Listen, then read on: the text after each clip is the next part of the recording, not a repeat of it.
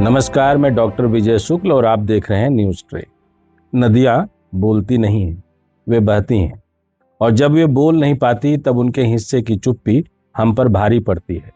गंगा और यमुना सदियों से इसी चुप्पी में बहती आई हैं, कभी जीवन देती हुई, कभी हमारी गलतियां ढोती हुई। आज जब यह कहा जा रहा है कि यमुना में गंगा का पानी छोड़ा जाएगा, तो यह कोई साधारण प्रशासनिक सूचना नहीं है। यह एक सवाल है जो सीधे हमारे सामने खड़ा है। क्या हमने यमुना को इतना कमजोर कर दिया है कि अब उसे दूसरी नदी के सहारे जिंदा रखना पड़े? यह सवाल भावनात्मक नहीं है, यह धार्मिक भी नहीं है, यह पूरी तरह प्रशासनिक, नीतिगत और सामाजिक सवाल है। और इसका जवाब आरती, ड्रोन या प्रेस रिलीज में नहीं मिलेगा। इसका जवाब मिलेगा उस रास्ते में जिस पर पिछले 30-40 वर्षों से भारत की नदियां चलाई जा रही हैं। यमुना कभी ऐसी नदी नहीं थी। हिमालय से निकलकर जब वह मैदानी इलाकों में उतरती थी तो उसके पास अपना बहाव था, अपनी गति थी। दिल्ली में प्रवेश करते समय भी यह नदी हुआ करती थी, ना कि नालों का जोड़। लेकिन जैसे जैसे शहर बढ़े, आबादी बढ़ी और पानी की मांग बढ़ी, वैसे वैसे नदी को बांध दिया गया। हथनी कुंड, वजीराबाद और ओखला जैसे बैराजों ने यमुना को नियंत्रित नहीं किया, बल्कि उसके जीवन को टुकड़े टुकड़े कर दिया। ऊपर का पानी रोक लिया गया, खेती के लिए, पीने के लिए, शहरों के लिए। नीचे जो बचा वह नदी नहीं, शहरों का कचरा था। नालों का पानी, फैक्ट्रियों का रसायन, बिना सोचे समझे छोड़ा गया सीवेज। और फिर हम हैरान हुए कि नदी गंदी क्यों हो गई। यमुना की कहानी यहीं से बिगड़ती है। यह किसी एक सरकार या एक फैसले की देन नहीं है। यह धीरे धीरे बनी एक व्यवस्था है जिसमें नदी को सुविधा मान लिया गया और जिम्मेदारी भूल ली गई। 1990 के दशक में जब पहली बार यह माना गया कि यमुना की हालत खराब है, तब समाधान के रूप में यमुना एक्शन प्लान आया। विचार सीधा था, सीवेज ट्रीटमेंट प्लांट बनेंगे, गंदा पानी साफ होगा और नदी सुधर जाएगी। इस योजना में करोड़ों रुपए खर्च हुए, विदेशी एजेंसियां जुड़ी, बड़ी बड़ी रिपोर्टें बनी, लेकिन जमीन पर नदी वही रही। क्यों? क्योंकि समस्या प्लांट की कमी नहीं थी। समस्या यह थी कि जितना सीवेज नदी में गिर रहा था, उसे रोकने और संभालने की व्यवस्था ही नहीं थी। जो प्लांट बने वे या तो आधी क्षमता पर चले या कुछ समय बाद बंद हो गए। रख रखाव पर ध्यान नहीं दिया गया, निगरानी ढीली रही और नदी ने सब सह लिया। 2000 के दशक में अदालतों ने सवाल पूछे। दिल्ली हाई कोर्ट और सुप्रीम कोर्ट ने बार बार कहा कि इतने खर्च के बाद भी यमुना क्यों नहीं सुधरी। रिपोर्ट में सामने आया कि दिल्ली का केवल 22 किलोमीटर का हिस्सा यमुना के कुल प्रदूषण का बड़ा हिस्सा ढो रहा है। यानी समस्या नदी के पूरे रास्ते में नहीं, शहर के भीतर है। फिर भी समाधान शहर के सीवेज सिस्टम को ठीक करने की जगह नदी के किनारे खोजा जाता रहा। 2014 के बाद गंगा राष्ट्रीय मंच पर आई। नमामि गंगे एक बड़ा नाम था, बड़ा बजट और बड़ी उम्मीदें। गंगा के घाट सजे, आरतियां होने लगी, सफाई के दृश्य कैमरों में कैद होने लगे। यमुना भी इसी फ्रेम में आई, क्योंकि वह गंगा की सहायक है। लेकिन सहायक नदियां तभी सहायक रहती हैं जब उन्हें सहारा मिले। लेकिन सभी पैसों का सहारा कुल मिलाकर ढोल मजीरा बजाने और आरती सजाने वाले इवेंट में तब्दील कर दिया गया, बजाते इसके किसी रास्ते को निकालने की बजाय। नमामि गंगे के दौर में भी मूल समस्या नहीं बदली। सीवेज का बड़ा हिस्सा आज भी बिना उपचार के नदी में जाता रहा। फर्क बस इतना आया कि अब सफाई एक दृश्य बन गई। घाटों पर चमक थी लेकिन पानी में नहीं, आरती थी लेकिन नदी की सांस नहीं सुधरी। इसी दौर में एक नया तरीका अपनाया गया। नदी में ऊपर से पानी छोड़ दो, पानी दिखेगा, बहाव दिखेगा और लगेगा कि नदी जिंदा है। आज यमुना में गंगा नहर का पानी डालने की योजना इसी सोच का विस्तार है। इससे कुछ समय के लिए पानी बढ़ेगा, बदबू कम होगी और तस्वीर बेहतर लगेगी। लेकिन क्या इससे सीवेज रुक जाएगा? क्या इससे फैक्ट्रियों का कचरा बंद हो जाएगा? नहीं। असल समस्या यह नहीं है कि यमुना में पानी कम है। असल समस्या यह है कि यमुना तक गंदगी पहुंचाने का रास्ता खुला है।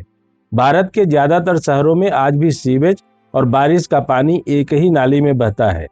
बारिश होते ही सिस्टम फेल हो जाता है और सारा गंदा पानी सीधे नदी में चला जाता है। औद्योगिक इकाइयों के लिए नियम है, लेकिन उन्हें लागू करने की इच्छा शक्ति कमजोर है। अब जरा पैसों की बात कर लें, क्योंकि बिना उसे देखे सच्चाई अधूरी रहती है। लगेगा कि सरकारों ने कोई काम ही नहीं किया, जबकि सरकारों ने काम किया। सरकारी रिकॉर्ड, संसद में दिए गए जवाब और ऑडिट रिपोर्टें बताती हैं कि पिछले 3 दशकों में यमुना की सफाई के नाम पर 10 से 12 हजार करोड़ रुपए निपटाने का काम किया। दिल्ली में ही 5 से 7 हजार करोड़ रुपए सीवेज, एसटीपी और नालों पर लगाए गए। इसके बावजूद वही 22 किलोमीटर का हिस्सा आज भी यमुना को नदी नहीं बनने देता। गंगा के नाम पर खर्च और भी ज्यादा है। गंगा एक्शन प्लान से लेकर नमामि गंगे तक 20 से 30 हजार करोड़ रुपए से अधिक की राशि स्वीकृत और खर्च हो चुकी है। घाट सुंदर हुए, तस्वीरें आई, लेकिन कई शहरों में गंगा आज भी बिना उपचारित सीवेज ढो रही है। यह साफ दिखाता है कि समस्या पैसे की नहीं है, दिशा की है। इतने पैसों में क्या किया जा सकता था? एक सीधा सा जवाब है, एक राष्ट्रीय जल निकासी और अपशिष्ट जल उपचार प्रणाली खड़ी की जा सकती थी। लेकिन ऐसी व्यवस्था जिसमें शहर का गंदा पानी नदी से पहले रुक जाता, जिसमें नदी अंतिम विकल्प होती, पहला नहीं। लेकिन हमने अलग अलग योजनाएं बनाई, अलग अलग विभागों को जिम्मेदारी दी और फिर नतीजे पर किसी को जवाबदेह नहीं ठहराया। यही कारण है कि आज गंगा का पानी यमुना में डालने की बात हो रही है।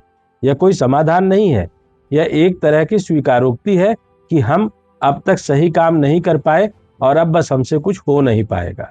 दुनिया में जिन देशों ने अपनी नदियों को बचाया, उन्होंने सबसे पहले सीवेज को नदी से अलग किया।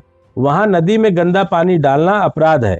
भारत में नदी को कचरा ढोने वाली व्यवस्था मान लिया गया है, क्योंकि वह बहती है और सवाल नहीं करती। अगर आज भी हम दिशा बदले तो देर नहीं हुई है। जरूरत है एक ऐसी राष्ट्रीय योजना की जो सिर्फ नदी सफाई ना कहे, बल्कि साफ साफ कहे, कोई भी अनट्रीटेड पानी नदी में नहीं जाएगा। नालों को रोका जाएगा, पानी को ट्रीट किया जाएगा और फिर उसका उपयोग होगा।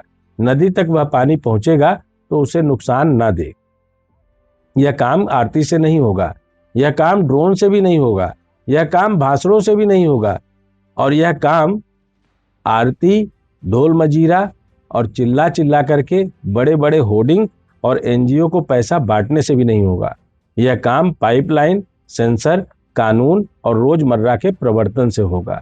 गंगा और यमुना बहने हैं, दोनों की पीड़ा एक सी है और दोनों का इलाज भी एक सा है। उन्हें नदी की तरह जीने देना। यमुना को गंगा नहीं चाहिए, यमुना को वह हक चाहिए जो उससे हमने लिया, उसका पानी, उसका बहाव और उसकी इज्जत। जब यह समझ नीति बन जाएगी, तब शायद किसी नदी को दूसरे नदी के सहारे जिंदा रखने की जरूरत नहीं पड़ेगी। लेकिन यह नीति बनेगी कब? क्योंकि हमें हाइड्रो प्रोजेक्ट के लिए इन्हीं नदियों के ऊपर बांध बनाने की आदत पड़ गई है और हमको इनकी सफाई के नाम पर पैसा लूटने की भी। और हमने एक नई आदत पाल ली है, इनको नदी कहने की। मैंने भी पूरी खबर में इनको नदी ही कहा, क्योंकि आपको नदी सुनना अच्छा लगता है, जबकि यमुना मैया और गंगा माँ का अपना एक अलग स्थान है। और हमें पता है कि गंगा माँ में स्नान करने से तरते हैं और यमुना माँ का जल पान करने से तरते हैं। अगर इस तरीके की व्यवस्था को हम अपनी सनातन संस्कृति और सभ्यता से जोड़ते हुए साफ सुथरी तरीके की योजना बनाएंगे, तो ना कभी काशी में सीवेज सीधे गंगा में गया था, न कभी प्रयागराज में, क्योंकि तब भी 3 लेयर सिस्टम था पानी के अपने साफ सफाई के तरीके का। आज सरकार को यह सोचना होगा कि जितना पैसा वह खर्च कर रही हैं, क्यों नहीं उसके पैसे से स्मार्ट सिटी, स्मार्ट गांव और इस तरीके के अलग अलग जो नाम हैं, उनसे जोड़ते हुए एक राष्ट्रीय सीवेज प्लान तैयार किया जाए, जो नदी के साथ साथ चले, थोड़ी दूरी बनाते हुए नदी में ना चले, जिसका ट्रीटमेंट हो और जो बाद में ट्रीटमेंट के बाद आखिरी रूप में नदी तक पहुंच पाए। अगर आपको लगता है वाकई ऐसा करना चाहिए, तो एक आपकी तरीके से कमेंट, लाइक और शेयर वाली बात जरूर आनी चाहिए। जय हिंद, जय भारत, वंदे मातरम।